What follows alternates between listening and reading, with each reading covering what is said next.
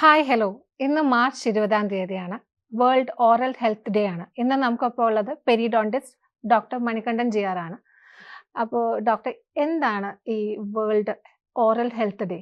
എന്താണ് ഒന്ന് പറയാമോ ഞങ്ങളുടെ പ്രേക്ഷകർക്ക് വേണ്ടി? എല്ലാ വർഷവും നമ്മൾ ഈ മാർച്ച് 20 ലോക ദന്താരോഗ്യ ദിനമായിട്ട് FDA എന്ന് പറയും. നമ്മുടെ ഉം. WHO പോലെ ഡെന്റലിനുള്ള ഫെഡറേഷൻ ഡെന്റേർ ഇന്റർനാഷണൽ എന്ന് പറയുന്ന സംഘടന ഈ ദന്താരോഗ്യത്തിന്റെ പ്രാധാന്യം മറ്റുള്ളവരിലേക്ക് എത്തിക്കുക എന്നുള്ള ഒരു ഉദ്ദേശമായിട്ട് ഒരു സന്ദേശമായിട്ടായിരിക്കും എല്ലാ വർഷവും സെലിബ്രേറ്റ് ചെയ്യുന്നത്. ഉം. അപ്പോൾ ഈ വർഷത്തെ ഒരു തീം എന്ന് പറയുന്നത് അല്ലെങ്കിൽ സന്ദേശം എന്ന് പറയുന്നത് happy mouth for a happy mind എന്നുള്ളതാണ്. ഉം. അതായത് നല്ല ഒരു സന്തോഷമുള്ള മനസ്സിന് വേണ്ടി സന്തോഷമുള്ള പുഞ്ചിരി, അല്ലെങ്കിൽ ഉം. സിമ്പിളായിട്ട് പറഞ്ഞു കഴിഞ്ഞാൽ നമ്മുടെ മെന്റൽ ഹെൽത്തും ഡെന്റൽ ഹെൽത്തും തമ്മിലുള്ള ഒരു ബന്ധമാണ്. അതിന്റെ ഒരു ഇമ്പോർട്ടൻസ് ഒന്ന് സ്ട്രെസ് ചെയ്യുക എന്നുള്ളതാണ് ഈ വർഷത്തെ ഒരു തീം എന്ന് പറയുന്നത്. എന്താണ് ഈ മെന്റൽ ഹെൽത്തും ഡെന്റൽ ഹെൽത്തും തമ്മിലുള്ള ഒരു ബന്ധം എന്താണ്?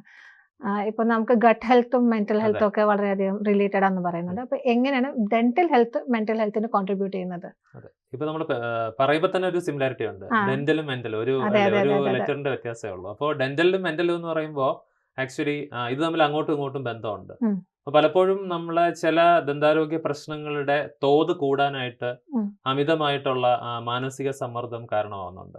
അതായത് ഓക്കെ. ഇപ്പോഴത്തെ ഒരു ലൈഫിൽ എല്ലാവർക്കും ഒരു ഡെഡ് ലൈൻസ് മീറ്റ് ചെയ്യാനായിട്ടുള്ള ഒരു സ്ട്രെസ് സ്ട്രെസ്, ഒരു ഉണ്ട്. നെട്ടോട്ടമായിരിക്കും. ഉം. അപ്പൊ ഈ ഒരു സ്ട്രെസ് വരുമ്പോഴത്തേക്കും അത് നമ്മുടെ ബോഡിയെ മൊത്തമായിട്ട് ബാധിക്കുന്നതിനൊപ്പം തന്നെ ഉം. ഓറൽ ഹെൽത്തിനെയും നന്നായിട്ട് തന്നെ ബാധിക്കുന്നുണ്ട്. ഉം. അപ്പൊ സാധാരണയായിട്ട് സ്ട്രെസ് കാരണം നമുക്ക് ഒരുപാട് ചില ഹാബിറ്റ്സ് നമ്മൾ അറിഞ്ഞോ അറിയാതെയോ നമ്മുടെ ജീവിതത്തിന്റെ ഭാഗമാകാറുണ്ട്.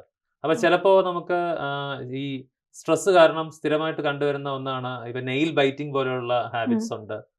പല്ല് കടിക്കുന്ന ഒരു ശീലമുണ്ട്. പല്ല് ഉം. ഇറുമൽ എന്ന് പറയും, അല്ലെങ്കിൽ ബ്രക്സിസം ഉം. എന്ന് പറയും. അപ്പൊ സ്ട്രെസ് കൂടുതലായിട്ടുള്ള ആൾക്കാരിൽ ബ്രക്സിസം കൂടുന്നു എന്ന് പറഞ്ഞിട്ട് പഠനങ്ങൾ വരുന്നുണ്ട്. ഈ ബ്രക്സിസം ഓക്കെ. നമുക്ക് പല പല കാരണങ്ങൾ കൊണ്ട് വരാം. അതിൽ stress one of the factors ആണ്. അപ്പോൾ ഈ ഉം. ബ്രക്സിസം വന്നു കഴിഞ്ഞാൽ അത് 2 രീതിയിലുള്ള ബ്രക്സിസം ഉണ്ട്. ചില ആൾക്കാർക്ക് രാത്രിയിൽ മാത്രമായിരിക്കും ഈ ഒരു ഉം. പല്ലിറുമലുള്ളത്. അപ്പോൾ അത് നമ്മുടെ നൊക്ടേണൽ ബ്രക്സിസം എന്ന് പറയും. ചിലർക്ക് രാവിലെയും രാത്രിയിലും ഒക്കെ ഉണ്ടാവും. ഡയാണൽ ഓക്കെ. 2 സമയത്തും ഉണ്ടാവും. അപ്പോൾ ഇത് ഗ്രാജുവൽ ആയിട്ട് വന്നിട്ട് നമുക്ക് നമ്മുടെ ഈ ഡെന്റൽ ഹെൽത്തിനെ നമ്മൾ ശരിക്കും പറഞ്ഞു കഴിഞ്ഞാൽ ഒരു പ്രത്യേക എൻറ്റിറ്റി ആയിട്ട് കാണുന്നത് കൊണ്ടാണ് അതിലൊരു വ്യത്യാസം ഉള്ളത്. ഇപ്പൊ കഴിഞ്ഞ കുറെ നാളുകളായിട്ട് ഈ ഓറൽ ഹെൽത്ത് ഡേയിലെ തീം എന്ന് പറയുന്നത് ഓറൽ സിസ്റ്റമിക് കണക്ഷൻ ആണ്. അതായത് oral health is a part of, അല്ലെങ്കിൽ gateway to your general health അല്ലെങ്കിൽ സിസ്റ്റമിക് ഹെൽത്ത് ഓക്കെ. എന്നുള്ളതാണ്. അതായത് പല സിസ്റ്റമിക് ഡിസീസസിന്റെയും സ്റ്റാർട്ടിംഗ് എന്ന് പറയുന്നത് ഓറൽ ക്യാവിറ്റി എന്നായിരിക്കും, അല്ലെങ്കിൽ ഉം. അതിന്റെ പല സയൻസും നമ്മൾ ആദ്യം അത് കണ്ടുപിടിക്കുന്നത്. ഏർലി സിംപ്റ്റംസ് അതെ, എങ്ങനെയാണെന്ന്? ഏർലി സയൻസ് ചിലപ്പോൾ കാണുന്നത് ഓക്കെ. നമ്മൾ പറയും മുഖം മനസ്സിന്റെ ഉം. കണ്ണാടി എന്ന് പറയുന്ന പോലെ നാക്ക് ശരിക്കും പറഞ്ഞു കഴിഞ്ഞാൽ പല അസുഖങ്ങളുടെ ഒരു കണ്ണാടിയായിട്ട് ഉം. നാക്കില് നമ്മൾ പണ്ട് നമ്മളിപ്പോ നോർമലി ഒരു ജനറൽ മെഡിസിൻ ഡോക്ടറിന്റെ അടുത്ത് പോയാലും 2 കാര്യങ്ങൾ ചെയ്യും. നാക്ക് നീട്ടാൻ പറയും, പിന്നെ കണ്ണിങ്ങനെ ഉം. മുകളിലോട്ടാക്കിയിട്ട് അത് പാലർ ഉണ്ടോ എന്ന് നോക്കും. ഉം. നാക്കിൽ നോക്കിക്കഴിഞ്ഞാൽ പല പല അസുഖങ്ങളുടെ ലക്ഷണങ്ങൾ, ഇപ്പോൾ വൈറ്റമിൻ ഡെഫിഷ്യൻസി ഉണ്ടെങ്കിലോ ഇപ്പോൾ എന്തൊക്കെയാണെന്നുണ്ടെങ്കിലും ടങ്ങിൽ അത് കാണാൻ പറ്റും. അതുപോലെ പല ലീഷൻസിന്റെയും വ്യത്യാസം നമ്മുടെ ഓറൽ ക്യാവിറ്റിയിൽ പ്രകടമാകാറുണ്ട്. അപ്പോൾ ഈ മെന്റൽ ഹെൽത്ത് ആണെന്ന് പറയുമ്പോൾ തന്നെയും ഈ സ്ട്രെസ് കാരണം നമ്മുടെ ഗം ഡിസീസസ് വേർഡ്സ് ആവാൻ കാരണമാവുന്നുണ്ട്. ഉം. പിന്നെ സ്ട്രെസ് ഉള്ള ആൾക്കാർ ശ്രദ്ധിച്ചു കഴിഞ്ഞാൽ എപ്പോഴും അവർക്കൊരു അവരുടെ വായ നോക്കിക്കഴിഞ്ഞാൽ ഡ്രൈ ആയിരിക്കും. നമുക്ക് തന്നെ അറിയാം, കുഞ്ഞുങ്ങളിൽ ആൻസൈറ്റി ഒക്കെ വരുന്ന സമയത്ത്, പരീക്ഷയൊക്കെ വരുന്ന സമയത്ത് ഉം. അവർക്ക് എപ്പോഴും വായൊക്കെ വരണ്ട് ഉണങ്ങിയിരിക്കും. ഉം. നമ്മൾ തന്നെ ഒരാളിനെ കണ്ട് പേടിച്ചിരിക്കുന്ന അവസ്ഥയിൽ ഉം. നമ്മുടെ ആ ഒരു സെക്രീഷൻസ് ഒക്കെ കുറവായിരിക്കും. ഉം. അപ്പൊ സ്ഥിരമായിട്ട് സിറോസ്റ്റോമി ഇങ്ങനെ വന്നു കഴിഞ്ഞാൽ അതിന്റെ കൂടെ നമ്മൾ ഈ വർക്കിന്റെ ലോഡും കൂടെ കൂടുമ്പോഴത്തേക്കും നമ്മുടെ വാട്ടർ കുടിക്കുന്ന ശീലവും കുറയുമ്പോഴത്തേനോ, ഉം. അല്ലെങ്കിൽ നമുക്ക് എത്രത്തെ ആവശ്യമുള്ള ഒരു 2 to 3 ലിറ്റേഴ്സ് വാട്ടർ കുടിക്കാതെ വരുമ്പോഴത്തേക്കും മൊത്തത്തിൽ ബോഡിയിൽ ഒരു നിർജ്ജലീകരണം, ഉം. ഒരു ഡീഹൈഡ്രേഷൻ സംഭവിക്കാറുണ്ട്. അപ്പോൾ വായില് ഈ ഒരു ഡീഹൈഡ്രേഷൻ സംഭവിക്കുമ്പോഴത്തേക്കും 3 കാര്യങ്ങൾ പ്രധാനമായിട്ടും ഉണ്ടാകാം. അത് പ്രധാനമായിട്ടും നാക്കിൽ നോക്കിക്കഴിഞ്ഞാൽ ഒരു ഫംഗൽ കോട്ടിംഗ് വരാം. നമ്മളൊരു കാൻഡിഡിയാസിസ് എന്ന് പറയും, അല്ലെങ്കിൽ വൈറ്റ് ഫംഗസ് എന്ന് പറയും. തൈര് പോലെ ഉം. നാക്കിലൊരു കോട്ടിംഗ് പോലെ വരാം. അത് സ്ഥിരമായിട്ട് വന്നു കഴിഞ്ഞാൽ ഒരു ബാഡ് ബ്രെത്തിന് കാരണമാവും. ഉം. വായുനാറ്റത്തിലോട്ട് നയിക്കാം. അതോടൊപ്പം തന്നെ ഈ സലൈവയുടെ ഫ്ലോ കുറയുമ്പോഴത്തേനും എന്താ സംഭവിക്കുക എന്ന് പറഞ്ഞു കഴിഞ്ഞാൽ ഉം.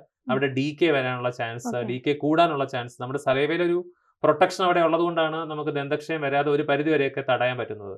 അപ്പോൾ സിറോസ്റ്റോമി അല്ലെങ്കിൽ ഡ്രൈ മൗത്തുള്ള ആൾക്കാരിലെന്ന് പറഞ്ഞു കഴിഞ്ഞാൽ ഇതുപോലെ ഡെന്റൽ കേരീസ് വരാനുള്ള ചാൻസ് കൂടുതലാണ്.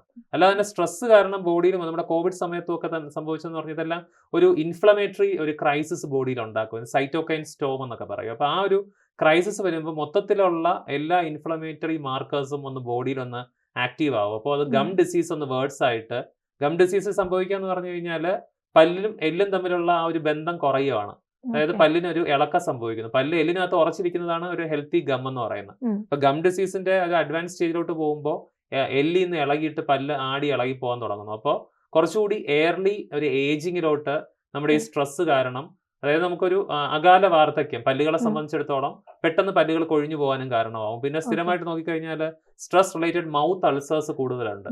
ഇപ്പൊ തുടക്കത്തില് രമ്യ പറഞ്ഞ പോലെ ഗട്ട് ഹെൽത്തുമായിട്ട് ബന്ധമുണ്ടെന്ന് പറഞ്ഞിട്ട്, അപ്പൊ ഗട്ട് ഹെൽത്ത് പോലെ തന്നെ ഇപ്പൊ വയറിൽ കുറെ കാര്യങ്ങൾ പ്രതികൂലമായിട്ട് ബാധിക്കാറുണ്ട്. അപ്പൊ അന്ന് പറഞ്ഞതുപോലെ ഇപ്പൊ വയറിലുള്ള ചില പ്രശ്നങ്ങൾ തന്നെ ഇപ്പൊ അൾസറേറ്റീവ് കൊളൈറ്റിസ് പോലെയുള്ള അസുഖങ്ങളുള്ളവർക്ക്, ക്രോൺസ് ഡിസീസ് ഉള്ള ആൾക്കാർ, അവരൊക്കെ സ്ഥിരമായിട്ട് സ്ട്രെസ് കൂടിയുള്ള ആൾക്കാരാണെങ്കിൽ അവർ നമ്മൾ ഒരുമിച്ച് IBD എന്ന് പറയും, ഇൻഫ്ലമേറ്ററി അല്ലെങ്കിൽ ഇറിറ്റബിൾ ബവൽ ഡിസീസ് എന്ന് പറയും. അപ്പൊ അങ്ങനത്തെ പ്രശ്നം, അതിനെല്ലാം സ്ട്രെസ് കാരണമാവും. അപ്പൊ അങ്ങനെയുള്ള ആൾക്കാരിൽ അവർക്ക് വായ്ക്കകത്ത് സ്ഥിരമായിട്ട് വായ്പുണ്ണുകൾ വരാൻ കാരണമാറുണ്ട്.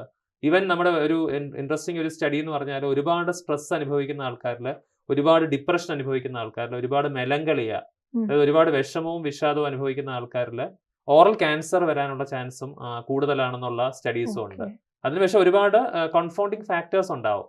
അതായത് എല്ലാവരിലും 100% 100 പേർക്ക് ഈ ഡിപ്രഷൻ ഉണ്ടെങ്കിൽ 100 പേർക്ക് ഓറൽ ക്യാൻസർ ആകണമെന്നല്ല പറയുന്നത്. പക്ഷേ it is one of the factors ആണ്. അപ്പോൾ മറ്റു കുറെ ഫാക്ടേഴ്സിന്റെ കൂടെ ഇതുകൂടി ഒത്തു വന്നു കഴിഞ്ഞാൽ there is a chance that 3 to 4 times there is a chance of getting cancer അല്ലെങ്കിൽ പ്രീ ക്യാൻസറസ് കണ്ടീഷനിലോട്ട് പോകാനായിട്ട്. അപ്പോൾ തീർച്ചയായിട്ടും അതോടൊപ്പം തന്നെ തിരിച്ചുള്ള ഒരു ബന്ധം എന്ന് പറഞ്ഞാൽ ഒരു എയർലി ആയിട്ട് തന്നെ ഈ പല്ലുകൾ നഷ്ടപ്പെടുമ്പോൾ നമുക്ക് പല പോഷകാഹാരങ്ങളും കൃത്യമായിട്ട് ചവച്ചരയ്ക്കാൻ കഴിയാണ്ടതായിട്ട് വരും.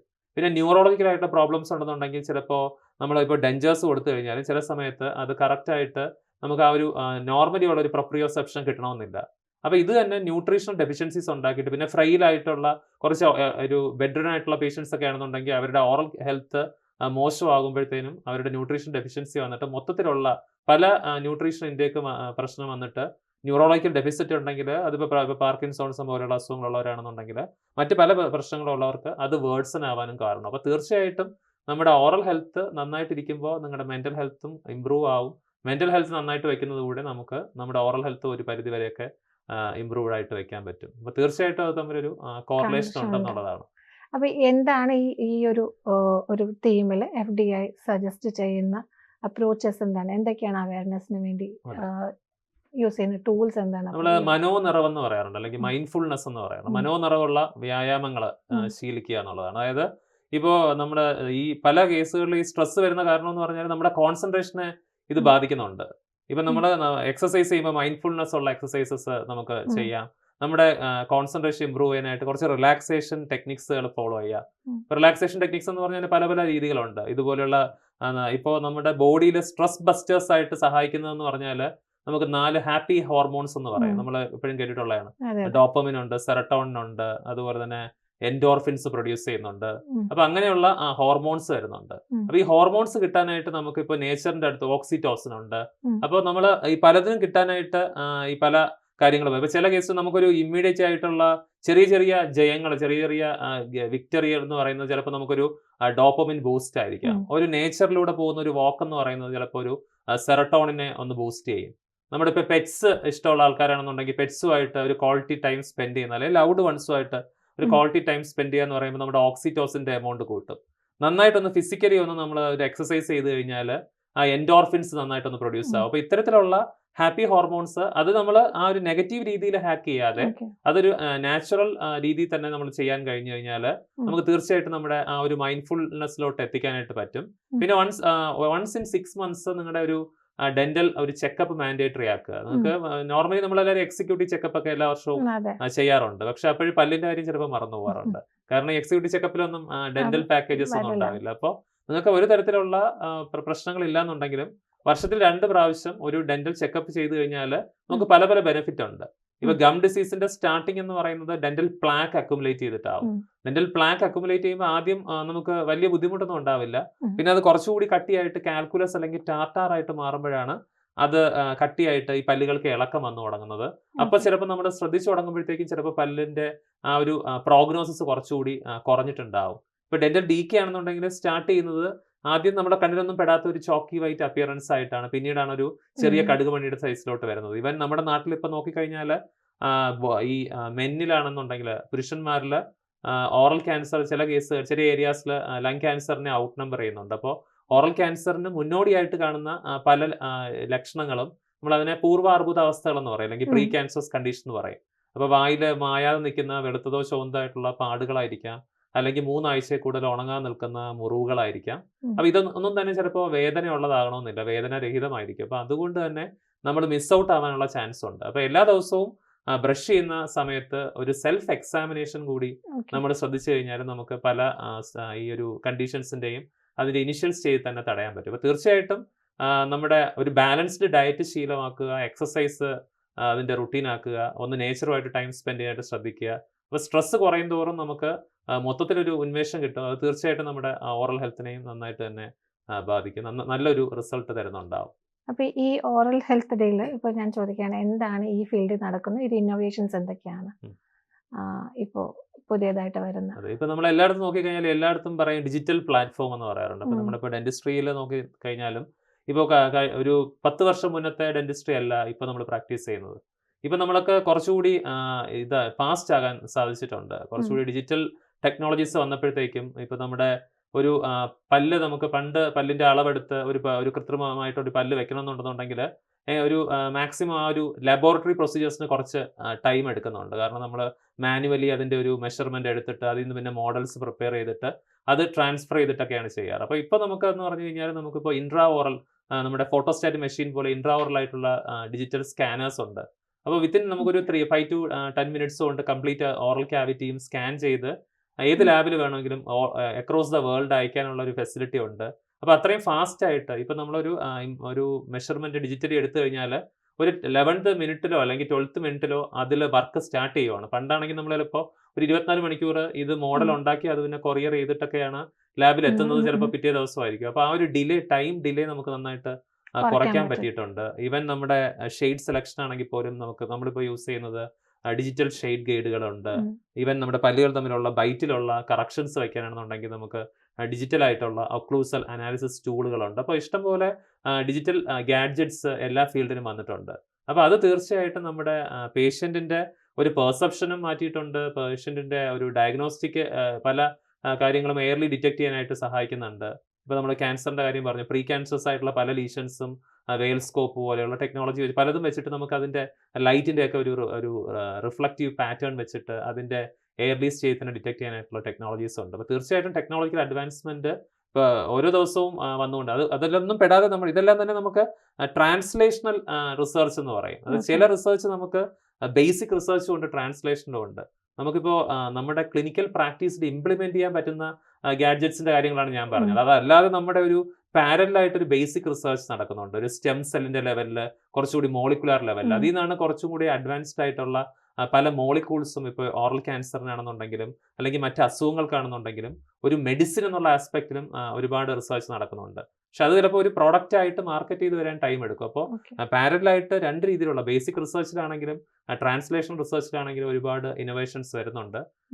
അതിന് പല പ്രോസ് ആൻഡ് കോൺസ് ഉണ്ടാവും. ഇപ്പോൾ ചില പുതിയ ഗാഡ്ജറ്റ്സ് വരുമ്പോഴത്തേക്കും അത് കോമൺ ആകുന്നത് വരെ അതിന്റെ ഒരു കോസ്റ്റ് ഫാക്ടർ ഒക്കെ ചിലപ്പോൾ ഇച്ചിരി കൂടുതലായിരിക്കും. പക്ഷെ അത് കുറച്ചുകൂടി അത് ഒരു നോർമൽ ടൂളായിട്ട് മാറുമ്പോഴത്തേക്കും അത് കുറച്ചുകൂടി കോസ്റ്റ് എഫക്റ്റീവ് ആയിട്ടും നമുക്ക് കുറച്ചുകൂടി എഫക്റ്റീവ് ആയിട്ടുള്ള ഒരു ഇന്നോവേഷൻ ആയിട്ട് തന്നെ യൂസ് ചെയ്യാൻ പറ്റും എന്നുള്ളതാണ്. ഇപ്പം ഞാൻ ഈ അടുത്ത സോഷ്യൽ മീഡിയയിൽ ഇങ്ങനെ സെർച്ച് ചെയ്തുകൊണ്ടിരിക്കുന്ന സമയത്ത് എനിക്ക് കണ്ടൊരു ടേമാണ് സ്മൈൽ ഡൊണേഷൻ. അപ്പൊ അതൊരു വളരെ ഇൻട്രസ്റ്റിംഗ് ആയിട്ട് തോന്നി. അപ്പൊ എന്താണ് ഇതിൽ ഉള്ളത്? അതായത് നമ്മുടെ സാധാരണ ബ്ലഡ് ഡൊണേഷൻ അല്ലെങ്കിൽ ബ്ലഡ് ഡോണർ എന്ന് കേട്ടിട്ടുണ്ട്. അപ്പൊ സ്മൈൽ ഡൊണേറ്റർ അല്ലെങ്കിൽ സ്മൈൽ ഡോണർ എന്ന് പറഞ്ഞാൽ ആക്ച്വലി റൊമാനിയയിൽ നിന്ന് വന്നിട്ടുള്ള ഒരു കോൺസെപ്റ്റ് ആണ്. ഇപ്പൊ രമ്യക്ക് തന്നെ ഇപ്പൊ രമ്യയുടെ ഒരു കസിന്റെയോ അല്ലെങ്കിൽ ഒരു ഫ്രണ്ടിന്റെയോ ഒരു സ്മൈല് രമ്യക്ക് തന്നെ വേണമെന്ന് തോന്നുകയാണെന്നുണ്ടെങ്കിൽ നമുക്ക് അതേ പേഴ്സണെ കിട്ടുകയാണെന്നുണ്ടെങ്കിൽ അയാൾക്ക് ഒരു ചിരി, ഒരു പുഞ്ചിരി ദാതാവാകാൻ കഴിയും, അല്ലെങ്കിൽ സ്മൈൽ ഡോണർ ആകാൻ കഴിയും. നമുക്ക് അയാളുടെ ചിരി ഇപ്പൊ ഈ പറഞ്ഞതുപോലെ ഡിജിറ്റലായിട്ട് നമുക്കത് കളക്ട് ചെയ്തിട്ട് രമ്യയുടെ ഫേസിലോട്ട് നമുക്കൊന്ന് ടെസ്റ്റ് ഡ്രൈവ്, നമ്മുടെ സാധാരണ വണ്ടി എടുക്കുമ്പോൾ ടെസ്റ്റ് ഡ്രൈവ് എന്ന് പറയാറുണ്ട്. അപ്പൊ ചിലരുടെ മുഖത്തിന് നമുക്ക് ചിലപ്പോൾ ചില ചിരി യോജിക്കണമെന്നില്ല.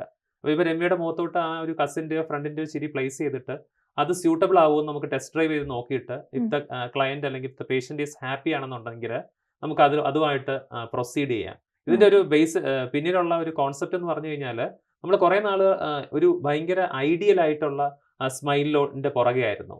അപ്പൊ എല്ലാവരും നോക്കിക്കഴിഞ്ഞാലും ഒരു ഇപ്പൊ ബുക്കിലുള്ള നമ്മളിപ്പോ സച്ചിന്റെ ഒക്കെ ബാറ്റിംഗ് പറയാം കോപ്പി ബുക്ക് ശൈലി എന്ന് പറയാം, അല്ലെങ്കിൽ എന്താണോ ഉള്ളത് അതുപോലെ തന്നെ. അപ്പൊ എല്ലാവർക്കും ഒരു ആർട്ടിഫിഷ്യാലിറ്റി വരും. ഒരു ഡെന്റിസ്റ്റിന്റെ അടുത്ത് വെച്ച സ്മൈലാണ്. അന്ന് 100% പെർഫെക്റ്റ് ആയിരിക്കും. ഓക്കെ. പക്ഷെ ഇപ്പൊ നമ്മളിപ്പോ ഇക്കിഗായ് കോൺസെപ്റ്റിലൊക്കെ പറയുന്ന വബി സബി എന്ന് പറയും. ഇംപെർഫെക്ഷൻസ് ഉണ്ട്. ഇംപെർഫെക്ഷൻസിന് അതിൻ്റെതായിട്ടുള്ള ഒരു ഭംഗിയുണ്ട്. ഇപ്പൊ ചില ആൾക്കാരുടെ സ്മൈലിൽ ഇംപെർഫെക്ഷൻ ആയിരിക്കും, പക്ഷെ അതായിരിക്കും അവിടെ ഭംഗി ഉണ്ടാകുക.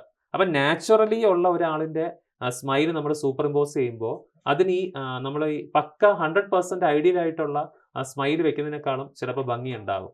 അപ്പൊ അത് ചിലപ്പോൾ അതിനകത്തൊരു ഫ്ലോസ് ഉണ്ടാകും അവിടെ ആയിട്ട്. പക്ഷെ ആ ഫ്ലോസ് മനോഹരമായിരിക്കും. കാരണം അത് നമ്മൾ ഉണ്ടാക്കിയെടുത്ത ആർട്ടിഫിഷ്യൽ ദൈവം തന്നത് തന്നെയാണ്. അതായത് നമ്മൾ ഈ പറഞ്ഞ പോലെ നാച്ചുറലി ഉള്ള ഒരു സ്മൈല് നമ്മൾ ഒരു സ്ഥലത്ത് എക്സിസ്റ്റ് ചെയ്യുന്ന ഒരു സാധനത്തിന് നമ്മൾ വേറൊരാൾക്ക് ഒന്ന് ഡൊണേറ്റ് ചെയ്ത് കൊടുക്കുകയാണ് ചെയ്യുന്നത്. അപ്പൊ അതിന് കുറച്ചുകൂടി ഒരു നാച്ചുറൽ ലുക്ക് ഉണ്ടാവും. അതിനകത്തുള്ള മൈനർ ഫ്ലോസ് ചിലപ്പോൾ കുറച്ചുകൂടി നമ്മുടെ ഈ ആർട്ടിഫിഷ്യലി 100% ഒരു ഡിജിറ്റലി പെർഫെക്റ്റ് ആയിട്ട് സ്ട്രൈവ് ചെയ്യുന്നതിനേക്കാളും കുറച്ചുകൂടി ഭംഗി ഉണ്ടാവും. പക്ഷെ സ്റ്റിൽ നമുക്കൊരു 100% അതിന് നമ്മുടെ പണ്ടത്തെ കോൺസെപ്റ്റിൽ ഹോളിവുഡ് സ്മൈൽ എന്ന് പറയും. എല്ലാ സെലിബ്രിറ്റീസിന്റെ പരി നോക്കിക്കഴിഞ്ഞാൽ നമ്മൾ ആർട്ടിഫിഷ്യൽ ആയിട്ട് വെക്കുന്നു, പക്ഷെ 100% എല്ലാ ഡയമെൻഷൻസും പക്കയായിരിക്കും.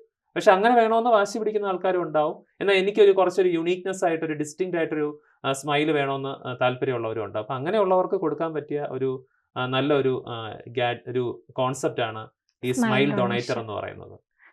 അപ്പോൾ താങ്ക് യു ഡോക്ടർ, ഇന്ന് വേൾഡ് ഓറൽ ഹെൽത്ത് ഡേക്ക് നമ്മുടെ ഒപ്പം ചേർന്നതിന്. അപ്പോൾ അടുത്തൊരു എപ്പിസോഡിൽ വീണ്ടും കാണാം. നന്ദി, നമസ്കാരം. നമസ്കാരം.